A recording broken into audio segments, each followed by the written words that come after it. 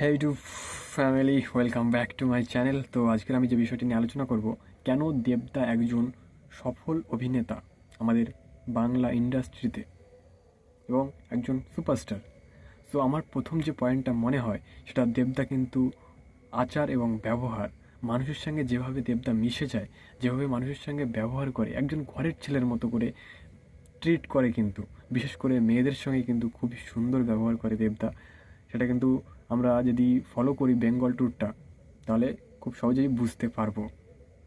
Next যে পয়েন্টটা আমার মনে হয় সেটা কিন্তু দেবদার পলিটিক্সে জয়েন করা, যেটা কিন্তু আমার কাছে একটা পজিটিভ দিক বলে আমার মনে হয়, যেটা কিন্তু দেবদাকে আরও একটা উচ্চতায় নিয়ে গেছে। বিশেষ করে দেবদা একটা এজেড দর্শক পেয়েছে খুব পরিমাণে।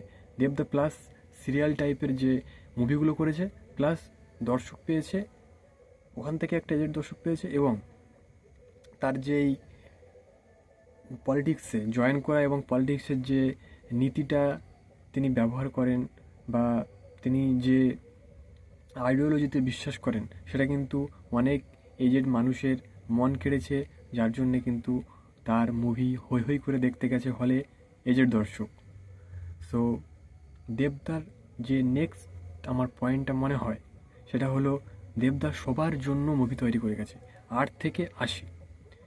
তাই দেবদার একটা কিন্তু ওয়াইডার দর্শক তৈরি হয়ে গেছে।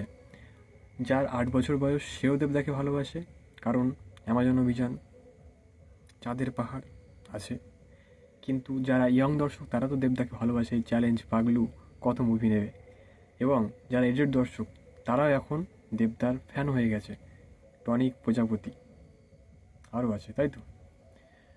নেক্সট যে পয়েন্টটা আমার মনে হয়, দেবদা কিন্তু নতুনদেরকে সুযোগ দিয়েছে, এইটা কিন্তু একটা বিশাল ভাইটাল পয়েন্ট। রিসেন্টলি মারা গেল অরুণ রয়, যাকে কিন্তু দেবদাই লাইমলাইটে এনেছিল। এর আগেও অনেক ভালো ভালো মুভি করেছে, কিন্তু লাইমলাইটে আসতে পারেনি, কিন্তু বাঘাযতীনের মাধ্যমে দেবদা লাইমলাইটে এসেছে। এবং এটা খুবই দুঃখের বিষয় যে একজন ভালো অভিনেতা, এবং একজন ভালো ডিরেক্টর আমাদেরকে ছেড়ে চলে গেছে, যার কিন্তু অনেক কিছুই দেওয়ার ছিল এই বাংলা ইন্ডাস্ট্রিকে। আমার মনে হয় তিনি সত্যি একজন প্রতিভাবান ডিরেক্টর। এর জন্য অনেক অনেক দুঃখিত। মানে আমি তো খবরটা শুনে খুবই খারাপ লাগছিল, মন থেকে খারাপ লাগছিল, কিন্তু কিছু করার নেই, কালের নিয়মে সব কিছু হবে, আমরা তো আর আটকাতে পারি না। নেক্সট আমাদের একজন সিঙ্গার, মানে একজন ডিরেক্টর, মানে গান টেক করে যারা, তার নামটা নীলায়ন চ্যাটার্জি, তাকে তুললো।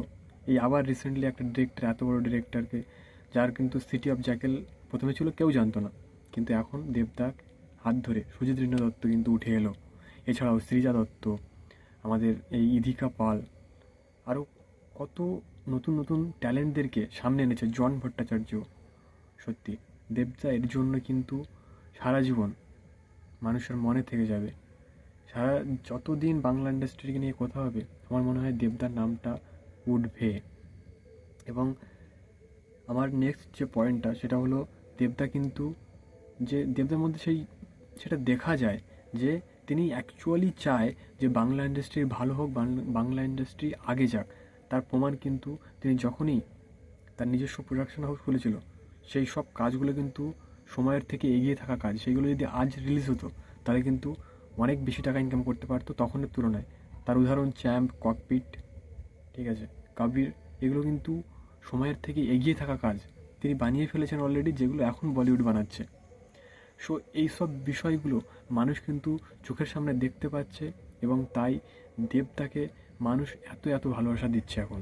তার প্রজাপতি, তার খাদান, তার টনিক, এটা কিন্তু একজন ভালো মানুষকেই, তার যোগ্য যে মানুষ, যোগ্য সম্মানটাই পাচ্ছে। সো এটাই ছিল আজকের আমার ভিডিও। যদি ভিডিওটা ভালো লেগে থাকে তাহলে লাইক, কমেন্ট, সাবস্ক্রাইব করো। আর আমার ভিডিওর কোয়ালিটিটা ভালো হচ্ছে না আমি জানি, কিন্তু বেটার করবো, আস্তে আস্তে বেটার হবে। বাই।